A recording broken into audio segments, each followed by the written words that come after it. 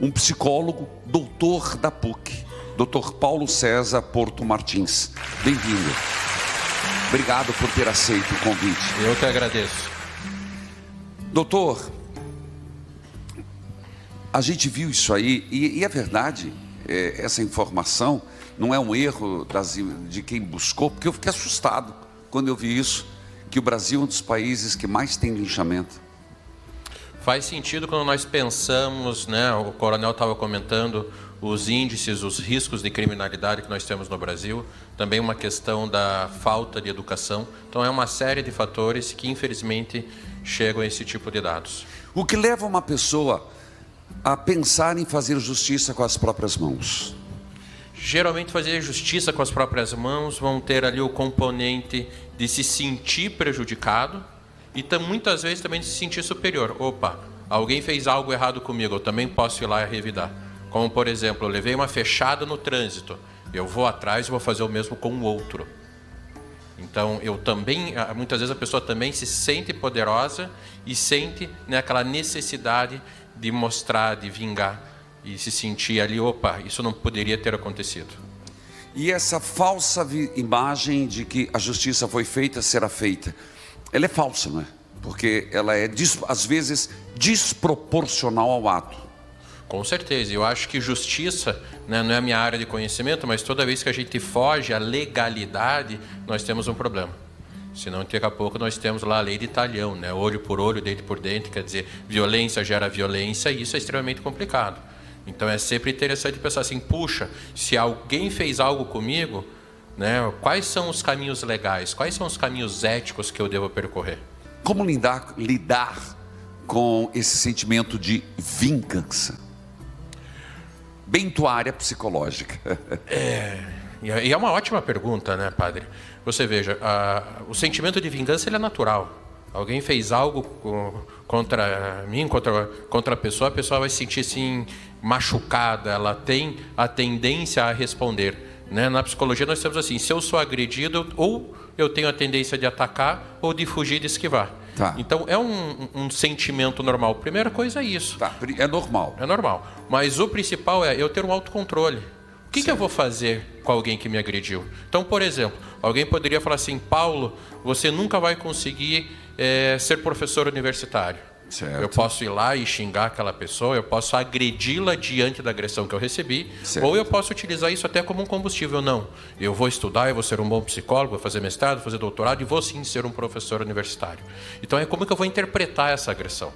Eu acho que tem algumas agressões, algumas coisas que a gente pode pensar assim, puxa, eu não posso deixar isso quieto. Então eu vou procurar os caminhos legais, mas emocionalmente eu tenho que tentar não deixar que aquilo me agrida. E eu acho que o principal, padre, é assim, a pessoa não achar que vai ser feliz ou achar que aquele sentimento, agora eu me vinguei. Puxa. O vazio depois da vingança, ele é muito grande, não é? Ele é grande para a maioria das pessoas. Eu me vinguei, tá, e agora? Ou que nem na questão do linchamento, e quando cair a ficha, né? A gente sempre brinca assim, quando a parte emocional, quando o nosso sistema límbico, que é a parte emocional, ela toma conta, muitas vezes eu perco a racionalidade. E aí, de repente, puxa, eu participei da morte de alguém. Como que a pessoa vai ficar depois disso? Teve recentemente, numa grande emissora, aquele caso do linchamento da mulher que se suspeitou, né, linha direta, por que não falar? Mas todo mundo acordou, parece que acordou para o assunto do linchamento. O que acontece? Que a pessoa, usando da vingança, se sentindo injustiçada, ela acaba cometendo isso. O que é esse coletivo do linchamento, doutor? O coletivo, não só do linchamento, mas no geral, eu brinco assim quando eu falo com meus estudantes. Quanto mais pessoas eu tenho, é como se a minha consciência se dividisse, ela se dilui. Me faz entender melhor. Por exemplo, eu estou num estágio de futebol. De repente, uma pessoa que nunca fala palavrão, nunca xinga nada, está todo mundo xingando no calor da emoção, a consciência se divide. A pessoa também vai xingar e, de repente, vai tacar alguma coisa lá no juiz. Entendi. Então, quanto maior a quantidade de pessoas, principalmente se eu estou numa situação emotiva, a consciência parece que se divide. Entendi. Doutor, eu vou ter um caso e eu gostaria que o senhor me ajudasse. O senhor espera? Vamos lá. Eu peço, é um caso é uma simulação não, é uma simulação de um caso real de uma partilha. Talvez demore um pouquinho no programa, mas o senhor teria paciência o suficiente? Com certeza, uma honra. Tá certo. Doutor Paulo César, é o seguinte, esse caso, ele é real. Eu atendi, a gente não faz filtro, a pessoa ligou, só quem interpretou foi um caso diferente para não expor a voz da pessoa, certo? Pediria que o senhor escutasse, você que está em casa escutasse, e depois nós pudéssemos comentar juntos. Por favor, roda. Oi, padre Reginaldo. Eu preciso muito da sua ajuda. O meu pai, padre, é daqueles que amam a profissão que tem. Ele é professor, padre. Mas no ano passado, ele foi acusado de assédio sexual por uma menina de 16 anos. Tivemos problemas com a justiça, né? Tivemos todos aqueles trâmites, mas no final, o juiz o inocentou. A família dela continuou normal, padre, mas a nossa acabou passando por julgamentos, acabou passando por estresse. O meu pai faz tratamento até hoje para depressão, a minha mãe ficou com pressão alta. Padre, eu gostaria muito que algo acontecesse com a família dela, para eles terem também o mesmo estresse que tivemos. Padre, como posso fazer para tirar esse sentimento de dentro de mim? Como eu disse, é um caso que certamente quem me acompanha pelo rádio das 10 às 11 ouviu a pessoa partilhando isso. Claro que depois eu vou abordar do ponto de vista cristão, teológico, espiritual. Mas o senhor poderia fazer suas considerações? Puxa, um caso muito forte, muito intenso, né, padre?